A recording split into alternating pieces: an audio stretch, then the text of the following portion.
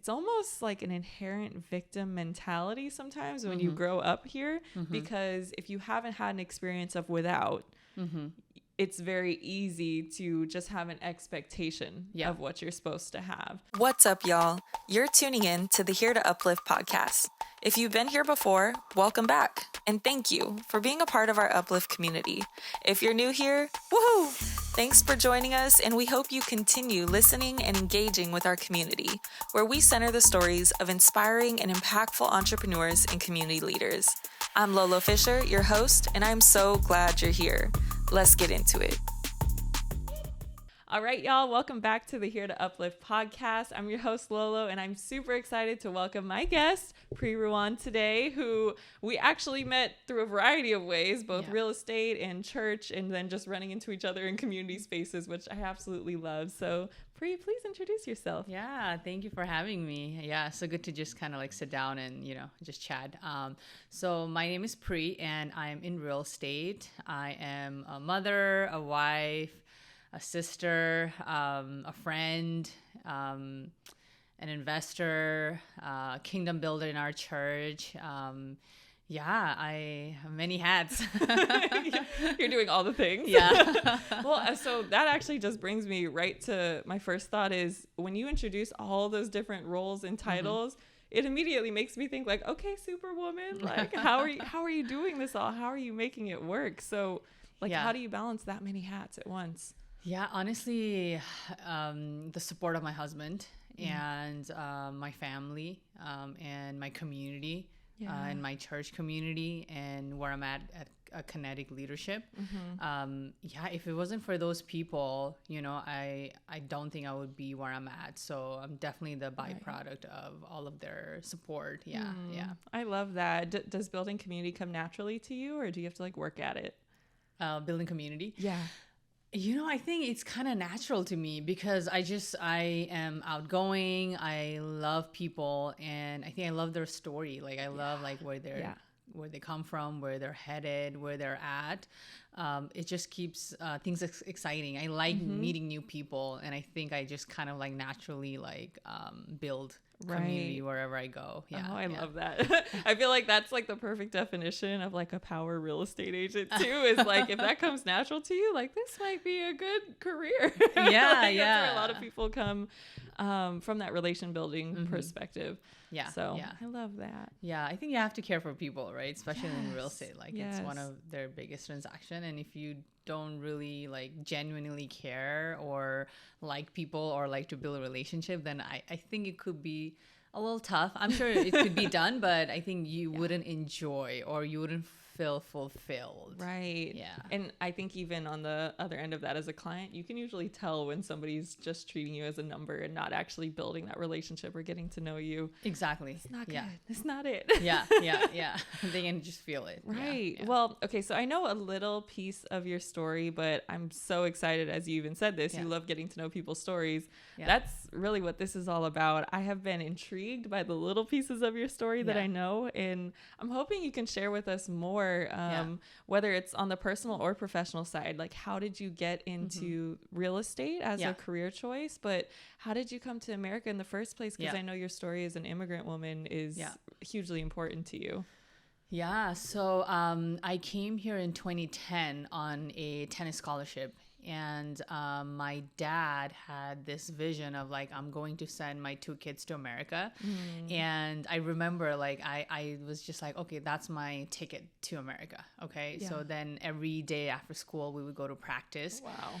I think the vision was so big that every day the how was just kind of easy, I would say. It wasn't easy to play, I would tennis, it definitely takes a lot of hard work and consistency. But then knowing that, hey, this is something that I could use to get away from my situation at the time. We weren't in the best place, I would say. It's definitely I wouldn't say a third world country or a poor country, but it's definitely a little bit backwards compared to America, where I grew up, and we didn't come from a well-off family, where my parents were hardworking parents. My mom did everything she could, my dad did everything she could.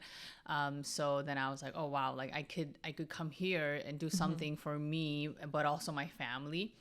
So we actually got an opportunity to play tennis for free.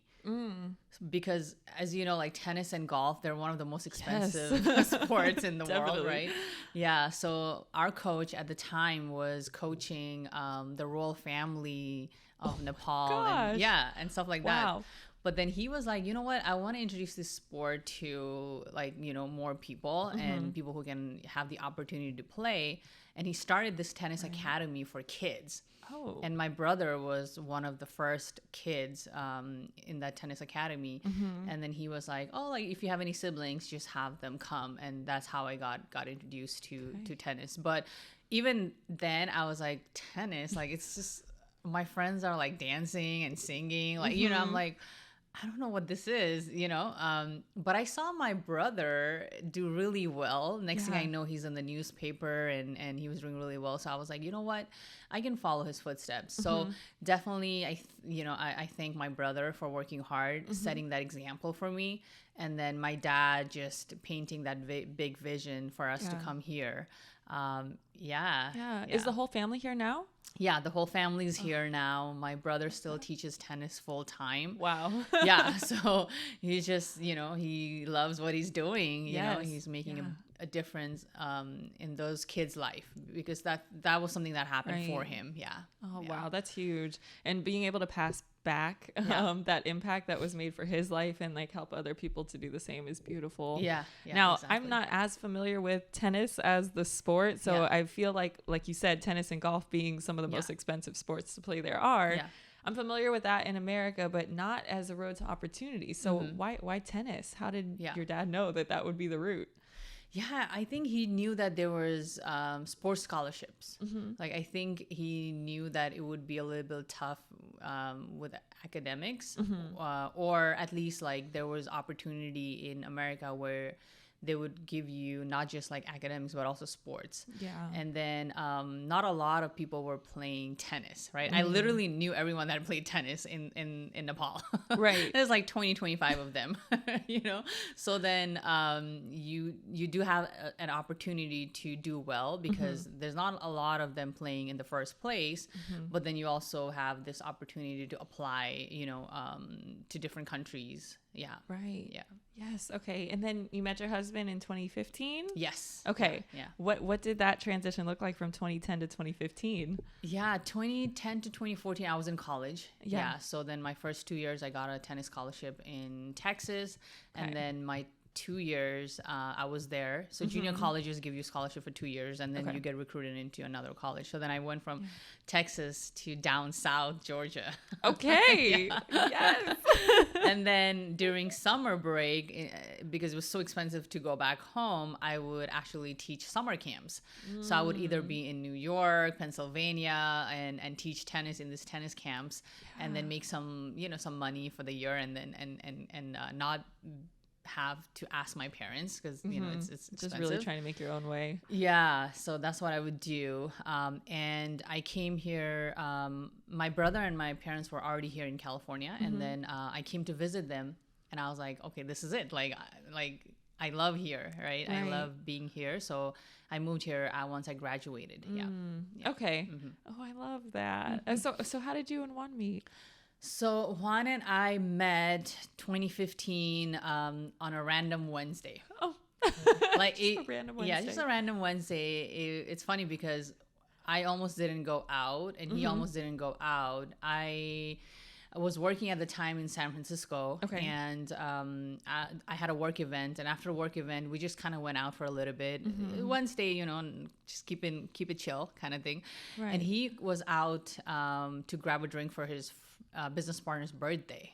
So he almost didn't go out. I was like, oh, it's, you know, I almost didn't go out. One of my friends was like, let's just go, like, you know, grab one drink and go home. And it was funny because it was meant to be, right? Because and then we just randomly met at this like oyster house. Yeah. I love that. You're like, it's just this random Wednesday. Yeah. And he was like with his group of guy friends. I was with, you know, a group of my girlfriends, and next thing you know, we're just like, everyone's just like mingling with each other. And we're like, okay, cool. Yeah. Perfect. Yeah. Okay. So then jumping, was real estate something you were already interested in when you went to college, or did that come later? No. After I graduated, I was kind of lost. I was like, I don't know what to do. Right. But it's funny, like how God places people in your life. On my way to California, I happened to be sitting next to a gentleman who was a VP of sales or something in one of a company. And at the time, he had just started playing tennis. And I was like, oh, like, I play tennis, and I think I'm going to go teach tennis with my brother. Yeah. Meanwhile, figuring out what my next move is. And he was like, I just started playing tennis. And he was like, would you give me a tennis lesson? And I was like, sure. So I would teach him tennis once or twice a week. And then he was like, hey, I have a job opening at my company for a showroom manager / help like the sales team. Okay. And then I was like, I've never had a real job. Like, I've only taught tennis my whole life. And he was like, it's okay. Like, you know, you can try it out. He was like, come meet the team. And I was like, okay, I could do that. So I go there, and next thing I know, I'm in this hot seat. Everyone's asking me questions. And I was like, is this an interview? Because he was like, you're meeting the team. It's going to be easy. Yeah. No biggie. And next thing I know, like, they're asking me this bunch of questions, and I just like kind of, you know, said whatever they asked me. And next thing I know, that he was like, okay, like, you can take this job. I was like, what? Like, you know, I was just really figuring out, do I go to school again? But if I do, like, what do I study? Like, what do I, you know, what do I make out of it? And looking back, I'm like, wow, like, God had a plan for me before I knew I had a plan for myself. Yeah. When he puts people strategically into your life. Absolutely. And looking back, you're like, you know, wow, like this, he had already plans for me. Yeah. So, and that's how I feel when I met Juan, you know, like that. He was like the one for me. Yep. And you knew. Yeah. And yeah. So I was working in San Francisco at the time. And then when I met Juan, that's when I got introduced to like this entrepreneurship. Okay. Because I was like, wait, you don't have 9 to 5? Like, what do you do? Like, he's like, oh, like, I can make my own schedule, blah, blah, blah. I was like, wait, how do you do that? Because I didn't know there was another way. Like, it was like, go to college and get a good degree, do the 9 to 5, work till you're 65. Like, you know, like, like that was the American dream, right? But I feel like the American dream right now is something else. It's like, hey, there's other ways. You can start your own business. You can be an entrepreneur, and you can pretty much start from nothing and build something for yourself. Yeah.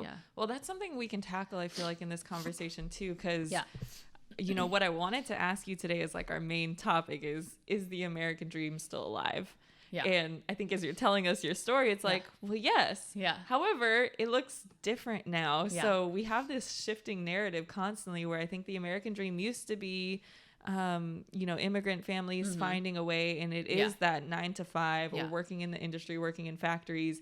And I wouldn't even say 9 to 5. I'd actually challenge that, like, the original picture of the American dream is working endless hours just to bring home enough for the family. And maybe something will come. Yeah. But today it seems more like the entrepreneur lifestyle is the American dream. Yeah. What do you think? Yeah. I think for our parents, it was that they came here, go to good school. Because sometimes back home, you don't even have access to good schools, right? You don't even have access to like good paying job.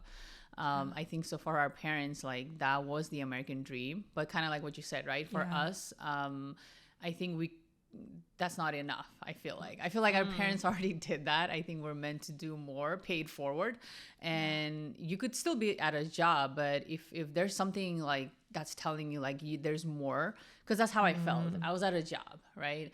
This manager position. You know, my friends back home are like, oh, you're in this position. You are living in San Francisco. They're like, girl, you made it, right? Right. So then a part of me is like, wait, I should be grateful for what I have because someone would do everything to be in that position, right? But then another part of me is like, there's more to this, you know, there's just something more to it. So I feel like I was searching without knowing that I was searching for it. Yeah. And then I happened to be met my husband, Juan, and Right. then he was in entrepreneurship. And that's when I was like, okay, I think this is what the American dream is. Like, there's other opportunities. My college degree didn't matter at the time, right? Yeah. Like in real estate, it doesn't really matter what my college degree is, or Right. where I grew up, or how well I did in school. Like, Yes. nothing matters. It's Yeah. just like, how hard can I work and then bring value and resource to the marketplace. Yes. So I think that's the American dream. You can pretty much Yeah. go out there and find what you like to do. And sometimes you might not even like what you're doing, but I feel like it's prepping you for the next thing, right? Because in real estate, me and my husband, we weren't into real estate right away. Yeah. We were in this marketing company, and looking back, it's like at that time, I feel like we did a lot for a little bit of pay. Right. Yeah. And now it's like, wow, it was really building our character. It was really building our skills. Yes. Right. So then when we came to real estate, and in the last just few years, we were able to have a lot of success. People are like, wow, like, how did you do it? And we're like, you know what? We actually paid the price somewhere else. We Yes, actually yes. started a business before this. We actually learned how to work with each other before this, because now people are like, oh, power couple. And I'm like, you should have seen us in our first business. And but now it's like we had to go through that, right? Yes. We had to go through that. And it's like God was just prepping us. Like he was sharpening our skills, because there was another opportunity. So I feel like wherever you are right now, like whoever is listening, right, they might be at a job, they might be at a business where they're kind of feeling like, oh, is this for me? Like, nothing is wasted. Yeah. Nothing is wasted. You're learning some skill that is going to pay off somehow. Yes. Yeah. I'm so glad you said this, because there's such a culture right now of like instant gratification being an expectation. Yeah. And especially on social media, like Yeah. folks don't always tell their stories or share like the skill building, the character building that has gone often for years unnoticed before the big accomplishments come. Yeah. And Yeah. it's sad to see. I'm even thinking of my nieces right now are 16 and 17. And even as they're applying for colleges, they're working hard in soccer right now to get scholarships, hopefully. Yeah. And of course their academics too. But Yeah. there's definitely this piece, especially on social media and our media today for young girls, that's like, just go be a coach. And it's like, okay, why am I seeing 21, 23-year-old coaches that haven't had, an experience building their career before they start coaching and telling somebody else how to win? And it's not sustainable. I feel like we have to get these stories out more of like, no, there's a lot of work going behind the scenes, and you are just fine if you don't feel like you've made it yet. Yeah. I mean, people are just putting their best picture, right? Their best accomplishment. And I think that's something I need to do, is like just be more real, like I'm like, you're putting your best filter photo there, right? And you're listening to these gurus, you're paying like this, like make money in next 60 days. Like, if that was easy, everyone would be doing it. That's true. But most importantly, you need to see their track record, right? What have they built so far? Yes. Right? If like, I'm not going to take advice from someone at the gym who is, like maybe not the best looking or fit, right? I'd rather go to a trainer. Yes. Right. So the I know credibility piece. Yeah, credibility, and what have they built? Yeah. Right. What have they built? Because I think anyone can go on social media and start giving advice, right? But you want to look at their life, like because how you do anything is how you do everything. Yes. Right. Yes. Like, I want to know like how they are with their family, how they're with their kids, how they're in their marriage, and not just like, this course, like take for 6 weeks and be rich or something like that. Absolutely. And that's a lot why I consider myself a baby entrepreneur. I don't even know if that's a real term, but in my mind, entrepreneurship is still new to me. That's how this whole podcast started, was I want to create a community of mentors. A lot of folks have that one mentor in their life that just really packs it in. Yeah. And I always struggled to have that singular mentor. So I was like, but people are giving me advice and wisdom in these little pockets and conversations. Yeah. And I wanted to ask folks like you, Pri, who have been putting this work in, and now you're seeing these beautiful, successful accomplishments and you're able to showcase it. I'm like, how did you get there? And what were those struggles? How did you make it out of the struggles? Because as a baby entrepreneur, not only is it inspiring to hear how you even pull yourself out of the lows or the tough points in life, but there's pieces of advice that I never even think to ask, you know, and I won't know until I hear it or until I experience it. So I mean, that's actually kind of my next question. Let's be specific in real estate, and then maybe we can generalize it too to entrepreneurship. What skills do you feel like you built in that time period you're talking about that helped you see the wins now in your real estate career? The entrepreneurship roller coaster. I don't know if you have heard this book by Darren Hardy. I read that book. I think the book is called Entrepreneurship. No, roller I coaster. haven't. I highly recommend reading that. I think it was also because my husband was already doing that, and then I kind of had like a built-in mentor, somebody who was already doing it. But as a tennis player, like I've always had coaches and mentors in my life, so I knew like I needed to be coachable, right? So I feel like most of the time people are not coachable. Like if you come in with the mentality of like, oh, I know it all, or I always like to be a student, right? And absolutely. So then that was one thing, like always, you know, be coachable, right? Be coachable, and just like don't be afraid to ask. So like I really commend you for, you know, you just had a baby and you're still out here like, you know, making it happen. I'm trying, girl. And you know, you just reach out. Like I feel like a lot of women, like they feel like other women are competition. And at one point I used to feel like that, right? But I think you want to have this abundance mindset of like, hey, the more I give, the more I'm going to receive, right? But if I just like hold it, then there's like no flow in my finances and my knowledge or whatever that is. And I had to learn that too. So now I think especially after being a mom, you know, I don't know, like there was a shift in me where I'm like, everyone's going through something, you know, is there a way I can help? Right. That's so true. And instead of like, you know, seeing other women as like competition, like how can you empower each other? You know, how can we all have success together? So you're doing a great job. Thank you. Thank you. You know what? I have to be honest, even as you say this, it sparks almost like a soft spot that I have in terms of women's empowerment. Part of why I've been so passionate about it for most of my life is actually because I've struggled with friendships and sisterhood. And it hasn't been in the catty sense where I think I've heard a lot of stories of folks like, oh yeah, people are catty because of the competition.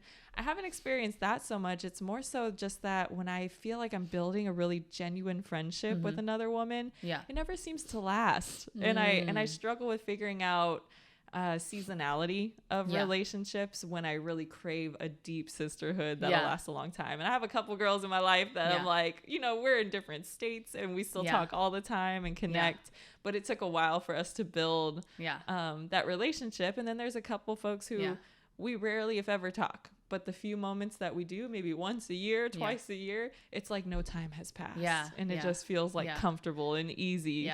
But that's part of why I've always been passionate about trying to build the relationships, because I'm still testing that out. Like, does it change when you get older? And I do feel like since becoming a mom, I'm seeing a difference. Like you relate a lot more to just motherhood experiences.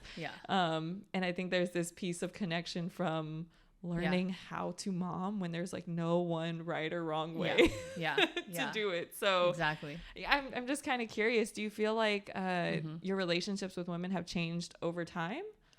I think that's funny that you say that, because I was also longing for that, right? I felt like sometimes as women, like we don't go deep in our relationship. Like we're just a little superficial, you know? That's true. But now that I'm getting older, I'm like, I've noticed that I'm just real. Like I just say it how it is, you know, and you also want to pay attention to people that are really cheering you on, right?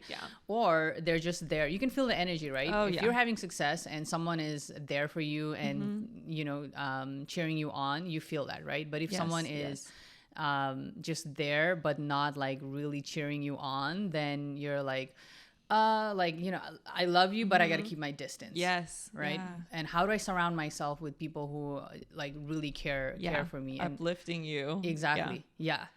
I definitely have seen that pattern where there's over age, you know, when I was younger, I feel like I would connect with a lot of people in the struggle points where we're all lifting each other up and encouraging each other because we're like sharing a struggle. Yeah. But once somebody does win or get out of that struggle, all of a sudden it's like disconnect. Yeah.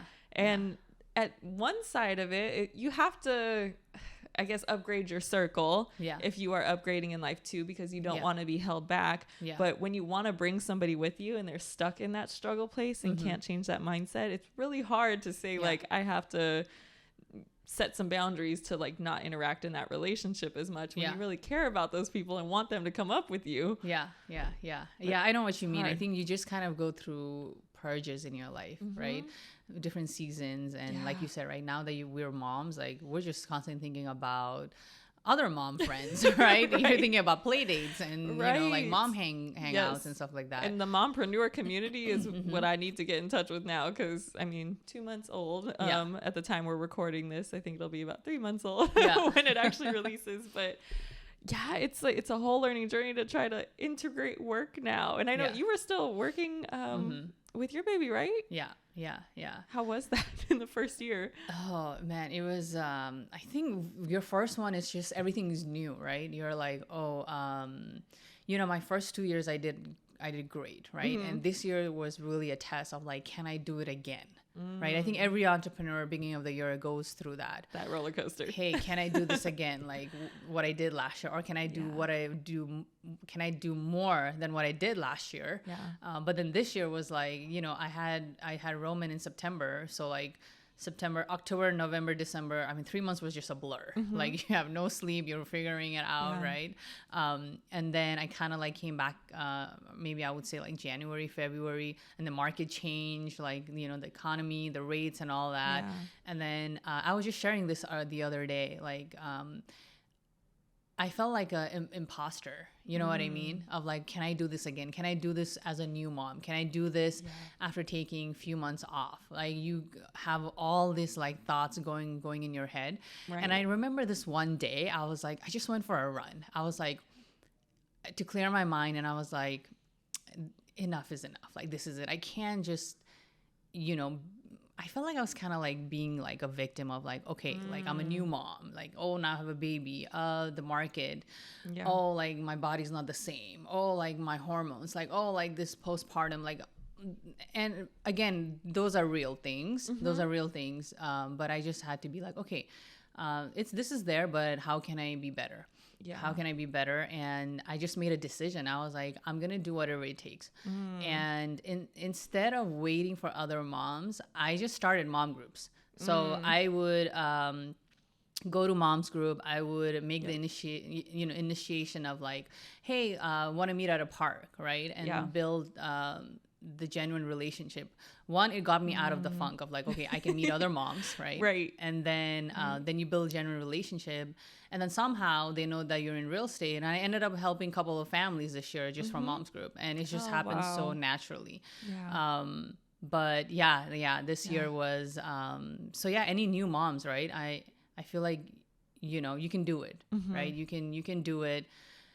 All you have to do is just put one foot in front of the other. Like, it's that simple, right? Like, don't even think about the rest of the year. Just be like, okay, how am I going to get better this week? Right. Oh, the smaller steps. The smaller steps. Like, you can have that big vision, but it's so hard sometimes to break it down and just be like, one day at a time. One day at a time. Exactly. Yes. I'm kind of in that stage right now where I've just started looking up actually like, okay, where can I get connected? Where can I like find folks? Because I have a few, actually I have a lot of mom friends, but only a few of them with young babies and kids. Most of my mom friends actually have older kids because I have a 12-year-old stepson. So it's like a very different community for folks with older kids. And I'm still like, I still consider myself a first-time mom because stepmomming and actually having a baby is so different. so different. I'm like, hold on, I'm learning a whole lot right now.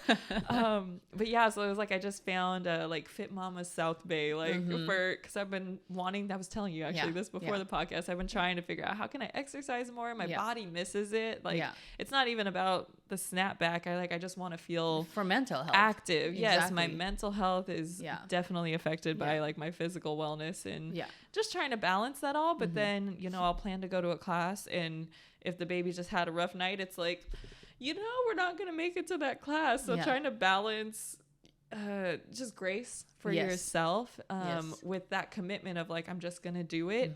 It's tough in this like I want to say first year, I'm assuming, but especially these first 3 months, it is so tough to try to pull yourself from that. I've been at home for a whole month. I haven't really interacted with people. How do I start integrating into mom communities and like doing things for myself again? One step at a time. I'm glad you said find that. Those communities. And just go on a few play dates, or like mom hangs out, and people that get it. That also have the patience. And you know how many times we had to reschedule play dates, and I just totally get it, because things come up last minute, right? With kids and stuff like that. So the word is grace. Definitely grace for yourself, grace for others. Grace is the word. Well, okay, so what does that look like, when we're talking about rescheduling, or just kind of having that patience and grace for things coming up when you're working with folks who don't understand? So if you potentially have clients or folks in the business who don't have kids or maybe aren't used to that family experience, how do you navigate that world? Again, I have a big support, right? So my husband in real estate, so he understands, right? And this year he actually partnered with me, so now he's focused more with sellers, and I'm focused more with the buyers. Oh, nice. So then we kind of like just tag team it. I love that. Yeah. And how long have y'all been working together?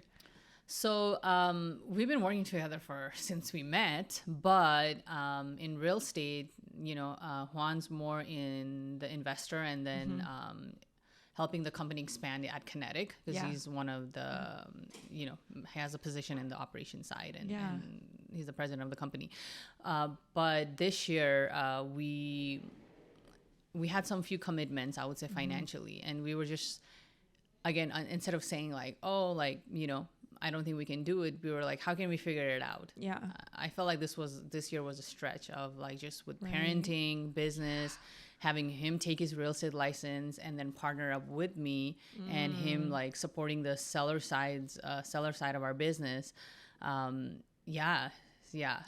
I'm hearing this mindset pattern from your original story of, your dad had this big vision for you to move into America, in American culture at that, figuring out with the scholarship, and then your pattern of getting into real estate, traveling before that into all these different places. There's this consistent thing, this pattern I'm hearing from you of like, I'm going to find a way to do it and just do it. I'm going to find a way to do it and just do it. So do you feel like that mindset is inherent in realizing the American dream, or is that unique to you? Now that you say that, I think it was more because I grew up there, right? It was like, okay, we don't have this. How are we going to figure out to have that? So it is a cultural mindset, kind of that foundation. Okay. We don't have this for tennis. Okay, we got to figure out a way how to get that. I think just like finding a way. Now that you say that, I'm like, wow. Like, I think it's just, instead of like saying like, oh, I don't have it, I'm not even gonna try it. But then now you're like, okay, how can I find a way, right? And I think that's the American mindset, right? Like the American dream mindset, I would say, right? Just finding a way, right? Figuring out a way. Like, no one's gonna give it to you. Like, I mean, there's so many people that are complaining, right? Oh, America this, America that. I'm like, have you lived in other countries? Like, well, that's and part I'm like, of the you problem. should just travel a little bit more and go on a ministry trip or volunteer, right? And again, I'm not discouraging, whatever situation you're at, right? But I think I'm just saying that, look, when I was growing up, even the basic, needs were hard to be met. And sometimes I forget that I can turn on the light all night. I can have a cold shower.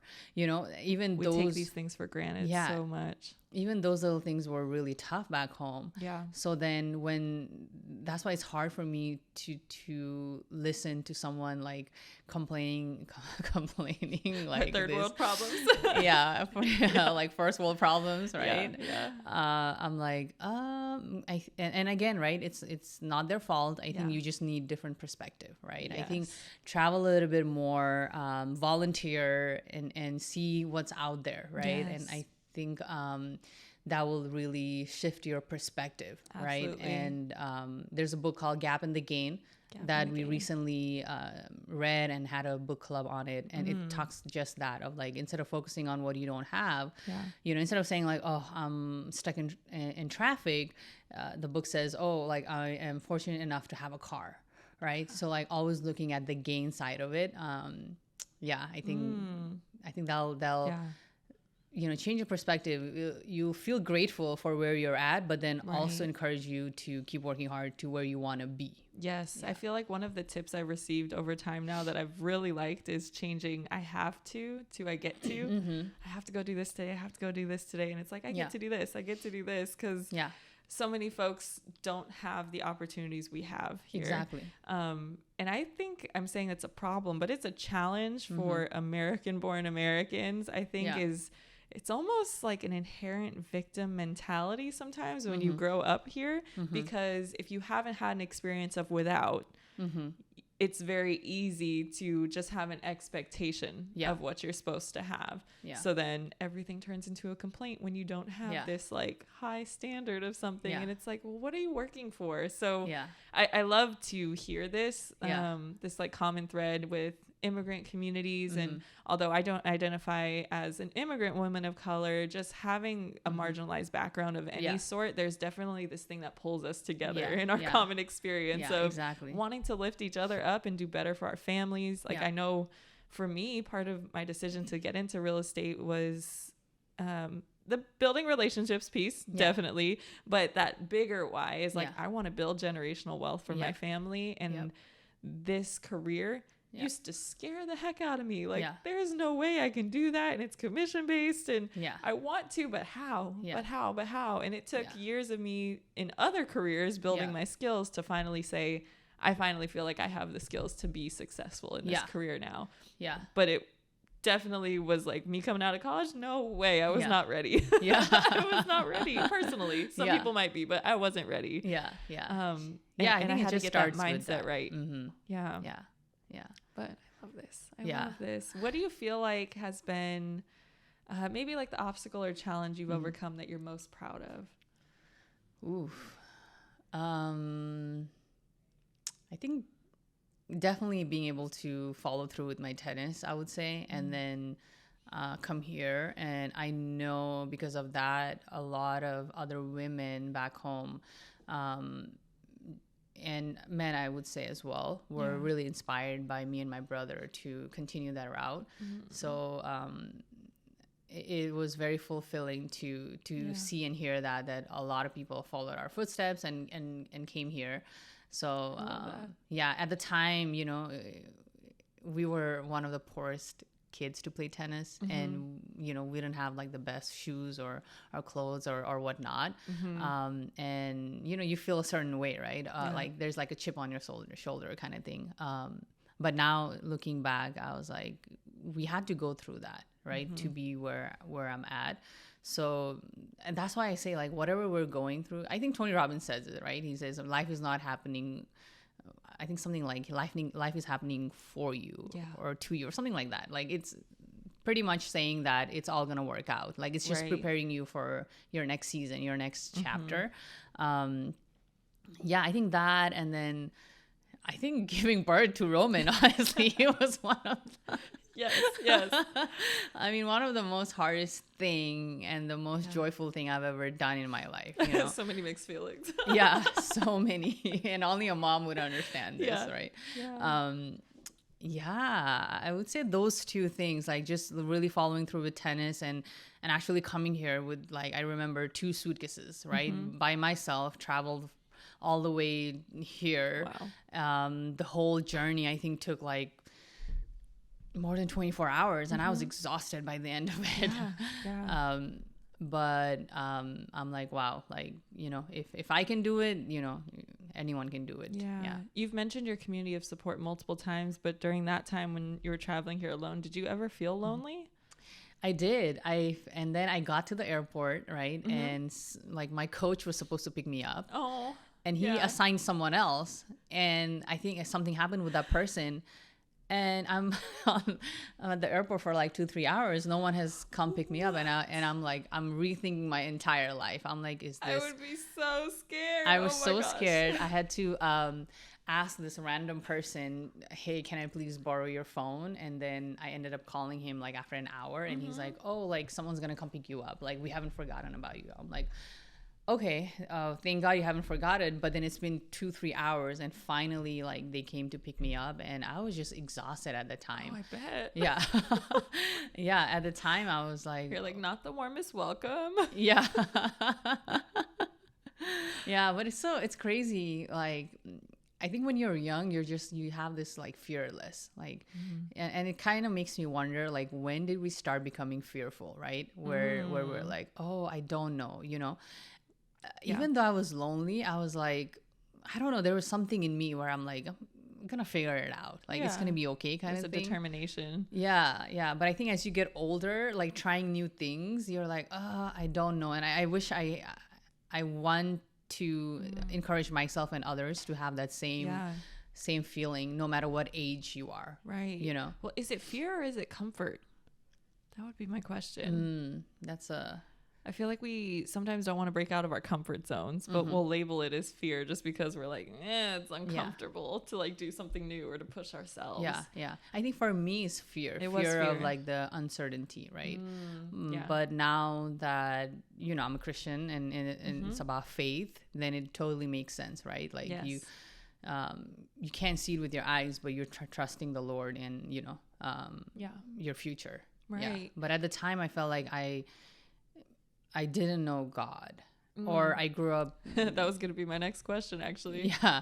Like I didn't grow up knowing Jesus. So then I just felt like a void in my life, I would say. You know what I mean? But now I have this peace where, I'm like, okay, I can talk to God. I can pray. Yeah.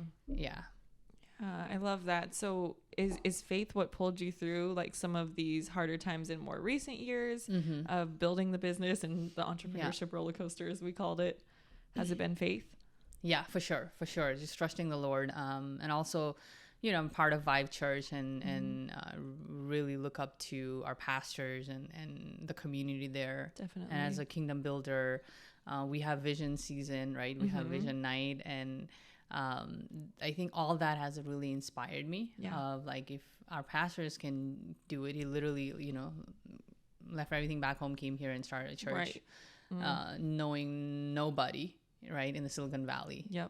So that's very inspiring. Yes. Having those examples in front of us is so important that we can actually see it. And I think that goes back to the stories. Like when we share our stories, we can empower so many people. And I know you already mentioned, you know, for your folks back in Nepal, for your community there, them seeing you make it, even though in your mind, you know, at the time you're like, there's more.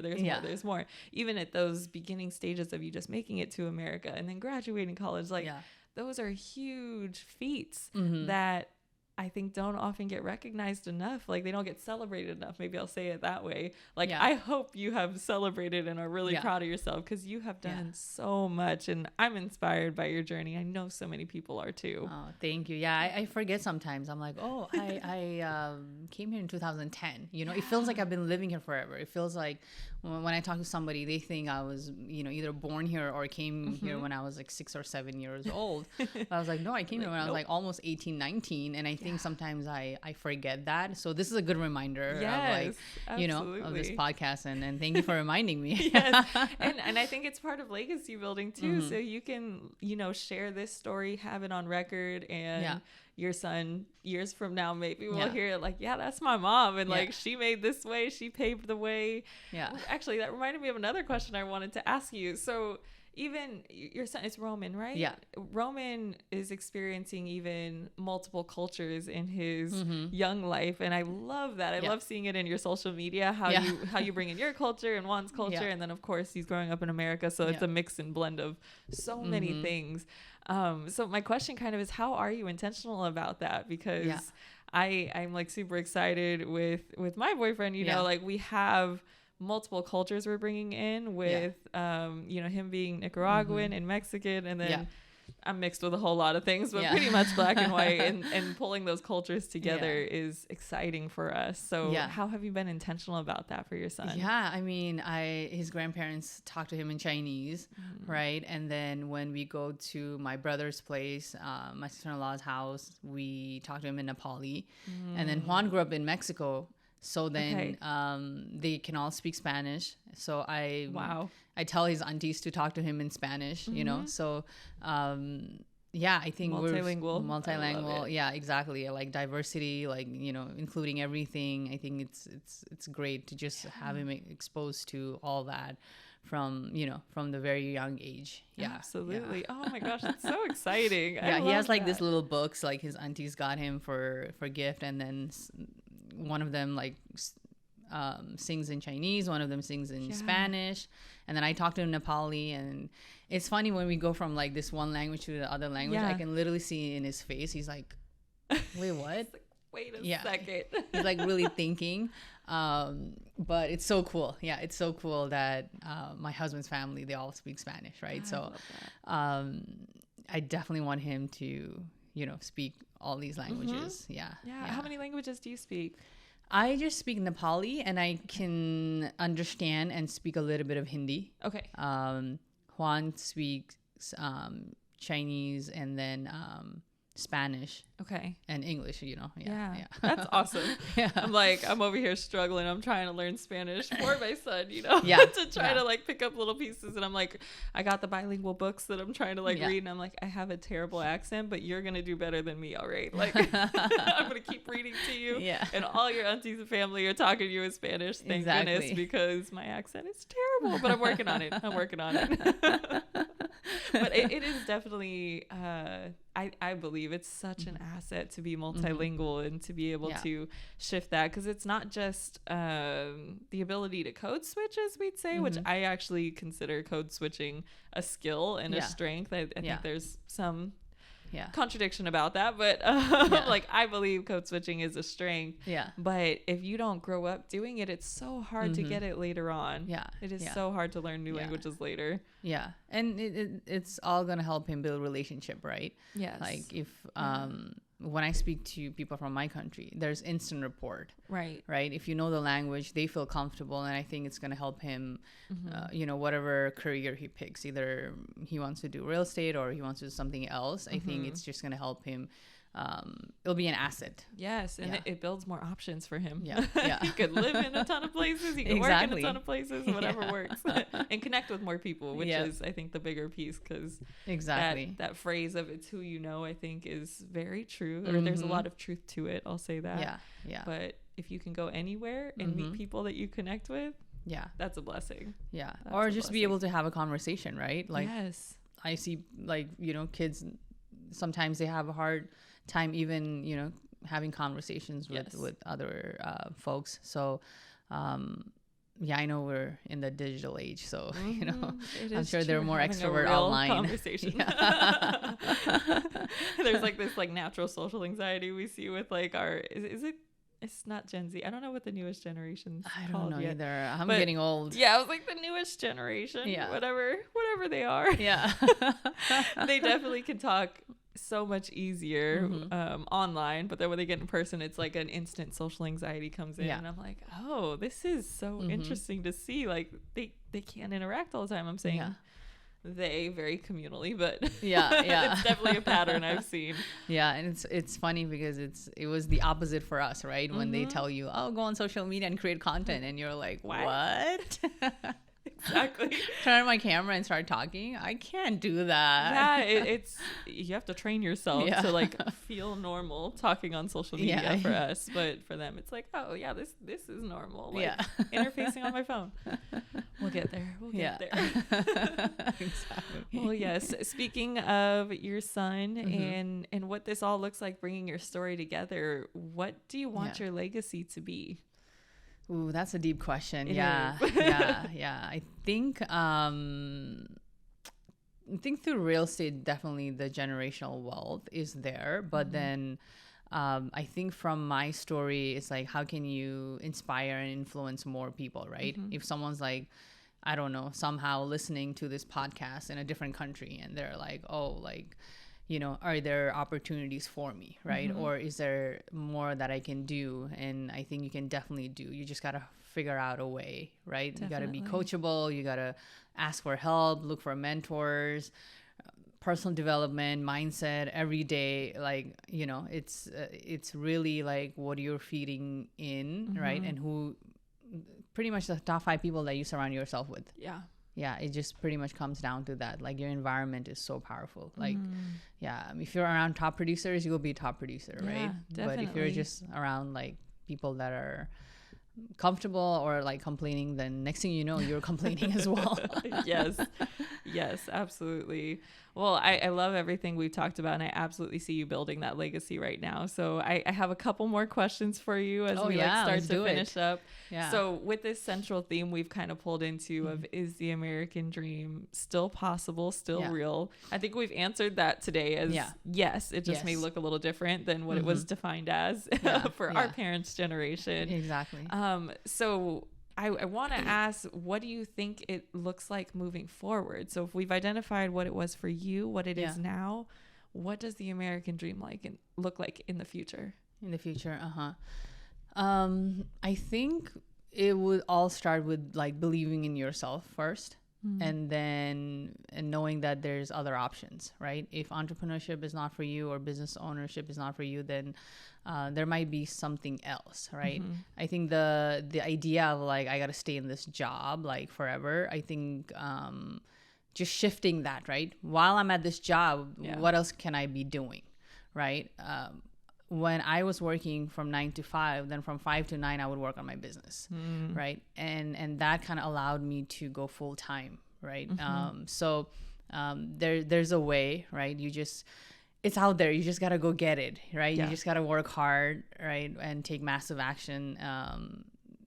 The biggest thing you can do is honestly invest in yourself. Like the more you invest in yourself, the more you're going to figure out like what you can do, and the money will just be the byproduct. Right. Yeah. I don't know if that makes sense, but it does make sense. It absolutely does, because it's the work ethic, the willingness to be a sponge and learn as much as you can, problem solving. I'm hearing from your story, you know, of like, it's not all going to work out perfectly, but having that faith that you're still on the right track and something will come as long as you keep working hard and just problem solve on the way. You just gotta do something uncomfortable. Like this year we did 75 hard. I didn't even know what I've signed up for. And every day I'm like, I can't do this, I'm gonna quit, like, you know. But you just, like you said, right, one day at a time. Okay, today, like, I have these 5 things that I'm gonna do. And then you just wake up and you're like, okay, these are the things that I need to do. When, you know, so one thing that I learned from this year is like, keep getting uncomfortable, because there's growth on the other side. Right. So now I'm like, every year, maybe I'll do something new, right? To keep challenging myself, to keep like growing, to, you know, just get uncomfortable being uncomfortable. Right. And it's a practice. It takes practice getting uncomfortable to figure out how to like push away the fear, push away the discomfort, and do it anyway. It does. Okay, well, my last question then maybe pulls in something that you already just said, but in thinking about, I know women are going to listen to this podcast and be like, I want to meet Pri. I'm feeling inspired. I want to figure out how to follow in her footsteps. Maybe they're just at the start of their journey, or maybe they've been building the skills and the character that we've talked about and are now ready to just go for it. What advice would you give to these women hearing this who want to take a path similar to you?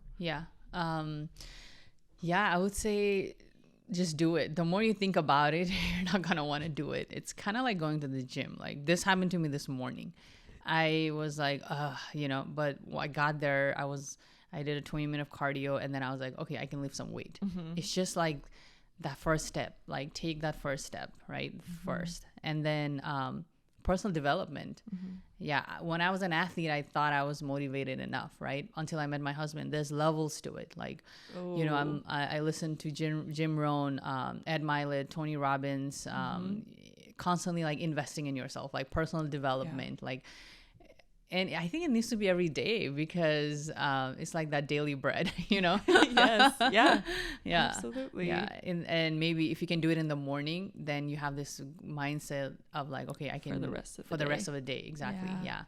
And kind of like what you're doing, like building connection, networking, right? Don't be afraid to ask for help. I think it's so hard for women to ask for help or put up this facade of like, I'm good. Right. Like, like it's okay to not be good. Yes. Yes. And we're all going through something. So the more real you are, the more deeper connection you're going to build. Right. So network, find mentors and coaches. That's been huge for me. Yes. Right. And being coachable. Right. Finding someone who's already done it. Right. How do you, if you want their life, then you take their advice. Right. Yes. Sometimes it's, watching the lifestyle. Yeah. The lifestyle. Because sometimes like your friends might be giving you advice and you're like, well, what have you built? Right. Again, not to like discredit them, but it's the evidence. We want to see evidence of a life well lived. Yeah, exactly. Yeah. So you don't know what you don't know. Right. So, talking to the right people and finding community. I don't know if it's going to be like a mom community. For me, it's like mom's community. For me, it's kinetic leadership. It's Vibe Girls at Vibe Church. It's Kingdom Builders. Like, I feel like I'm constantly surrounded by people that are just wanting to be better. Yes. Wanting to be better. There's a bigger calling than just us, because sometimes you could get hung up on like, what's in it for me? Like me, mine, just me. Yeah. But that's a lot of entrepreneurs out there. Yeah. But once you shift the focus on like, how can I love and service other people, then I feel like the success and then the money is just going to flow anyways. So the biggest thing I would say, like, who are the 5 people that you're hanging out with? I would say, like, who are the 5 people that you're, like, constantly, like, talking? Or do you have, like, confidence in your life that you can just call and be like, hey, this is what I'm going through? Like, so I think just, like, you don't need a lot of people, right? Only if just those 4 or 5 people, then you're rich. You're rich in relationship, you're rich in life. Yeah. And like you said, the material things, they'll come, but they're a byproduct so long as you don't focus on it, because abundance really comes when you give. Yeah. Oh, I love it. Yep. Thank you so much, Pri, for sharing your story with us, for allowing us to actually hear some of the vulnerable moments in your life that you pushed through and overcame. It's beautiful because it's not just inspiration for us who are listening, but I'm hoping it's a reminder to you as well of how powerful you are, and that you can come back to the podcast yourself even and be like, yeah, I did that. Like, yes, I did. Like, God put me in position for a reason to share this story, because I'm so excited, especially to be releasing this episode in January, as really building ourselves at the start of the year. It doesn't have to be at the start of the year. It could be any time we're listening to this. Just go ahead and take action. Just do it. You've said that multiple times. And that's really what I'm hooking on to, is there's always a way. Yeah. Even if you don't see it right in front of you, just be willing to get uncomfortable and do it and go for it. That's really what I'm pulling most. So thank you. No, thank you for having me. Anything else you want to share before we close? No, I think so excited, to be here. And I was really just not really preparing, I would say. I was just like sitting and thinking, about what we're going to chat. And I was just feeling so grateful, just feeling blessed of like being able to share my story, being able to, connect with you and see how we can help each other. And I think that's what life is about, right? And that's where you really feel you're walking in your purpose. So I just feel very honored to be here. Thank you for asking. And so just feeling great. Good. The blessing is mutual. Yeah. I definitely feel it too. Well, perfect. We're going to include how folks can connect with you, your social media handles, and all of that in the description. So if you're listening or watching, go ahead and hit that description now so you can connect with Pri. Folks can message you on social media, email. What do you prefer? Yeah, just DM me or email me. I check my DMs all the time. Perfect. Or comment on my post. And yes. Yeah. I love it. So keep up with Pri's journey, and I'm so excited to see what comes next for you as well, for you and your family. Oh, thank you. Thank you. And that's it. That's a wrap. Awesome. Thanks for tuning in to the Here to Uplift podcast. I hope you're finishing this episode feeling inspired and ready to take action. We want to keep the stories and inspiration coming, so please take a moment to like, subscribe, and share this podcast with a friend. We really appreciate it. Welcome to the Uplift community, friend. Please join us for another episode soon.